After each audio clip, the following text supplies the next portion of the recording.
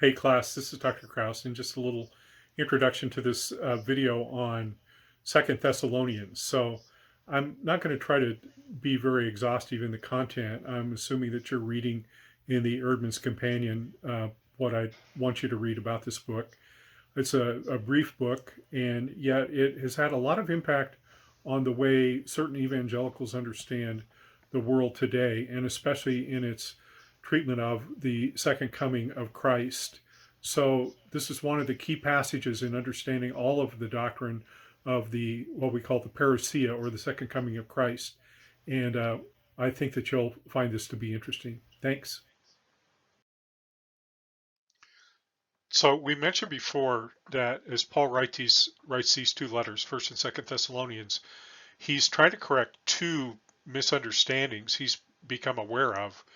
And in the church in Thessalonica, he was only able to be there for about 3-4 weeks, and he preached.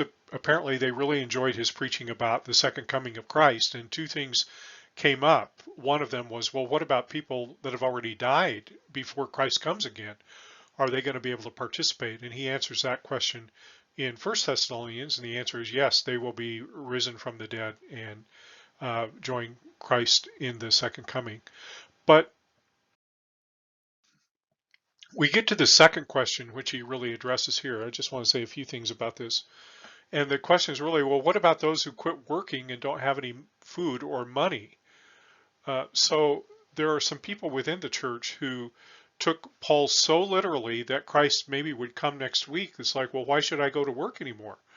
I'm not gonna work anymore. And after a few weeks or a few months, maybe at best, they don't have a job and they don't have anything to eat, and so they've been sponging off other people in the congregation apparently, and it's caused some resentment. So what are you going to do in this situation? And I think Paul in 2 Thessalonians chapter 3, he addresses this in two ways. So let's take a look at that. First, Paul he speaks to the idle people. These are the people that have quit working and are expecting other people to provide for them. Here's what he says in verse 10. For even when we were with you, so those few weeks that they still remember, for even when we were with you, we gave you this rule: the one who is unwilling to work shall not eat. And this verse has been taken out of context and misused, to say, well, if you don't work, you don't eat. That's not what he says. If you're unwilling to work, you should not expect to be fed. And there are lots of reasons why people uh, don't have an opportunity to work. And that may have to do with disability, it may have to do with opportunity, it may have to do with other circumstances.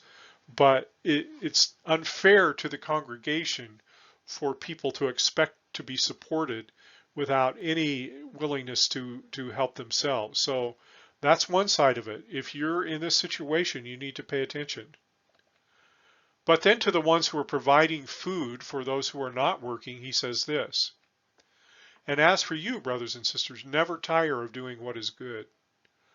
So the church sometimes has to be uh, overly generous to people. Maybe they don't deserve it. I think sometimes we make mistakes here. I remember in a church I pastored that we had a woman in the church who was a single woman. She had some emotional issues and was in and out of the public welfare system, and we she'd been a pretty faithful member of that church for a long time, and we had tried to help her a number of times. She wanted to be independent, have her own apartment, and one of the guys in the church got her a job working at a car lot, a big used car lot owned by one of the dealers. And here's what her job was: she had to come to work every day and hose down cars, roll out a hose and hose down cars, and that was all it was. And it was a pretty good paying job, and she she couldn't do it. She couldn't do it. She couldn't manage to show up for work and get paid and support herself. And so she lost the job. And then I remember someone brought it to my attention. Her name was Marlene, and said, Marlene is going to lose power and in her apartment, and this was in the winter, it was going to get cold, and she needs help with her electric bill. Now, she was, again, on public assistance and getting some money, but she didn't have enough to pay this power bill. And so I took it to our elders, served as our benevolent committee, and we had money for this. It was a couple $100. And one of our elders was so angry at her, and he said, okay, we'll do this, but we'll never do it again. This is the last time. And I was thinking of this verse, and I said, never tire what's doing good. I said, well, okay, you can say this, but this isn't going to be the last time. If we want to have a relationship with her, she's going to need us to help her again in the future. She's not capable of taking care of herself. I don't know that it was she was unwilling to work. She just couldn't emotionally handle doing that. And so we had kind of an awkward meeting, but they agreed to give her the money to not get her power cut off so she wouldn't get really, really cold. It can get pretty cold in Seattle in the winter if you don't have any heat. So this is kind of what I'm saying. On the one hand, we need to teach people the value and the importance of work, and this makes you feel really better about yourself. But on the other hand, we should never, when there's a need and you can meet it, you need to try to do that. And that's part of the responsibility of the church that Paul's teaching here. So having said all of that, I just want to talk about one more topic for a few minutes, and that's the second chapter of 2 Thessalonians, which is this great chapter about what we call the parousia, or the second coming of Christ. The word parousia in Greek means literally the presence, or it can mean coming, and it's used sometimes to refer to the whole doctrine of Christ's return, Christ's second coming. Parousia, all of these are terms to describe this. And the particular interest here is of the idea that he introduces of the coming before Christ comes of another person, and he refers to him as the man of lawlessness. And I'll say more about that name down the road. But I just threw up a couple of things here that you see on websites. This is one, the former Pope, Pope Benedict, that they're trying to say, well, he's the man of lawlessness. Look at him. He looks just like the evil emperor from Star Wars. It's got to be him, you know. And so that idea that this figure from the end of time, the man of lawlessness, or sometimes called the Antichrist or the beast, or all these things, that's actually the Pope of Rome. I find that to just be that's very offensive to me. The that comes out of the Middle Ages and Martin Luther and John Calvin's fight with the Roman Church, and there were some pretty terrible popes, but I don't think we're in those ages anymore, and that just is so offensive to Catholics. But then you get the political people, you know, this is from the Obama era, that he was supposed to be the man of lawlessness. There were a lot of evangelicals that believe that. Well, that wasn't true, and you don't have to search too hard today to find people who think Donald Trump is the man of lawlessness. And in both cases, I think, well, the man of lawlessness, he's going to be very competent, and I don't think either one of those guys fit the bill. So this idea of applying prophecy to people that we don't like, you're just going to see this in the evangelical world. So let's see how this works out a little bit in chapter 2. I want to walk through this chapter. So Paul says, concerning the coming of our Lord Jesus Christ and our being gathered to him, this is what he's talking about in 1 Thessalonians chapter 4, the coming and the gathering. We ask you, brothers and sisters, not to become easily unsettled or alarmed by the teaching allegedly from us, whether by prophecy or by word of mouth or by letter, asserting that the day of the Lord has already come. So here you get this idea that there's something else going on we don't know about, that some false teaching has come in to them, and Paul is aware of it, and he's trying to correct it. And one of the false teachings, well, Christ already came and it's all done, you just missed it. Well, Paul's not going to stand for that. So going on, verse 3, don't let anyone deceive you in this way. And notice what he says there.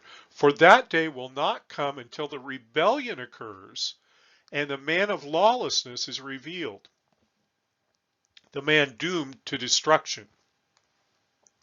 So whether we understand this completely or not, what he's saying is there is sort of a sequence of events that's going to be taking place before Christ comes again. And there's this rebellion. We're not sure exactly what that is, but something that would get our attention. And this coming of the man of lawlessness, he's going to be revealed. And he refers to him as the man doomed to destruction, this false Messiah. So who is this guy? Well, he will oppose and will exalt himself over everything that's called God or is worshipped, so that he sets himself up in God's temple, proclaiming himself to be God. So I want to lift up that verse, verse 4. He will oppose and exalt himself over everything is called God or is worshipped, so that he sets himself up in God's temple, proclaiming himself to be God. And here's the point. In this sequence of the events of the end of time, this sequence of events, one of the things that Paul alludes to here or speaks about is this eschatological figure of evil, this bad person who's going to come, the man of lawlessness, the man doomed to destruction, that he's going to take over the temple of God in Jerusalem, we assume. And there that's going to be his seat of government or something, and he's going to proclaim himself there as God himself. Well, here's the problem. That temple doesn't exist. It was destroyed in AD 70. This is after Paul writes, but it's gone. So how can he set himself up in the temple in Jerusalem if there is no temple in Jerusalem? Right. Now, notice this. This is a modern representation of what the temple, rebuilt temple in Jerusalem might look like. Notice there's like a cable car here, and there's skyscrapers in the background, modern Jerusalem, but they've rebuilt the temple and restored it. And why do evangelicals care about that so much? Well, I think there's a number of reasons. It's partly because of their concern for the people of Israel. But one of the reasons is that in order for Christ to come again, there has to be a temple in Jerusalem. And so we would support the rebuilding of that temple, not because it's a good thing in and of itself, but it's a necessary prop for the events of the end of time to be revealed. And I don't see that at all. I think if they rebuilt the temple in Jerusalem like this picture suggests, they're going to have to tear down the Dome of the Rock, which is a Muslim shrine, and we're going to have World War III, and it'll be like nothing you've ever seen before. And so I just cannot see that happening. Let's go on a little bit. He says, don't you remember that when I was with you, I used to tell you these things? Well, it's just not all new stuff. And now you know what is holding him back, the man of lawlessness, so that he may be revealed at the proper time. In other words, God has some things in mind here. But he says this, look at verse 7. For the secret power of lawlessness is already at work. The end times have already begun in some ways. And it's not like we're in this period of bliss and the lawlessness is going to come later. It's already happening. But then he goes on, but the one who now holds it back will continue to do so until he's taken out of the way. Don't know who that is. That's a pretty mysterious reference here. And then the lawless one will be revealed, which you already talked about, whom the Lord Jesus will overthrow with the breath of his mouth and destroy by the splendor of his coming. Boy, that's a big promise there that I love, that don't worry too much about this man of lawlessness because Jesus is just going to blow this guy away. So then finally, the coming of the lawless one will be in accordance with how Satan works. Well, what does he mean by that? Well, he explains a little bit here. He says, he will use all sorts of displays of power through signs and wonders that serve the lie. In other words, he's going to have miraculous powers. Don't be surprised. And all the ways that wickedness deceives those who are perishing. This is why, by the way, I don't believe that Pope Benedict, Barack Obama, or Donald Trump could possibly be the man of lawlessness, because I haven't seen any miraculous displays of power. There's something demonic that's going to go on here that I think we'll be able to recognize. In finishing up, they perish because they refuse to love the truth and so be saved. Hear that again. They perish because they refuse to love the truth and so be saved. Why are the ones who are going to perish, why are they going to perish? Not because necessarily they've been deceived, but they don't love the truth. They don't allow Christ to save them by trusting in him. So this is part I don't really understand. For this reason, God sends them a powerful delusion so that they will believe the lie. So is God behind their unbelief? Well, he kind of hints at that, but I don't think it's that simple.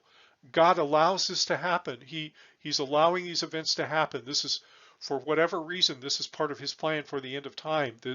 And part of it surely is that this defeat of the man of lawlessness lifts up the power of Christ even more and is the final culmination of the defeat of evil in our world.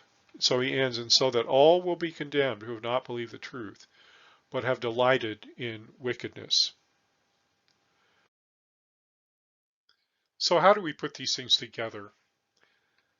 There are at least 4 things that I can look to in the Bible that seem to be speaking about something related here. We've looked at this one, the man of lawlessness, also sometimes called the son of perdition, and sometimes translated the man of sin.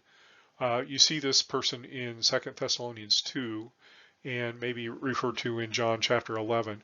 I think this is a real person. This isn't just a figurative mumbo jumbo type thing.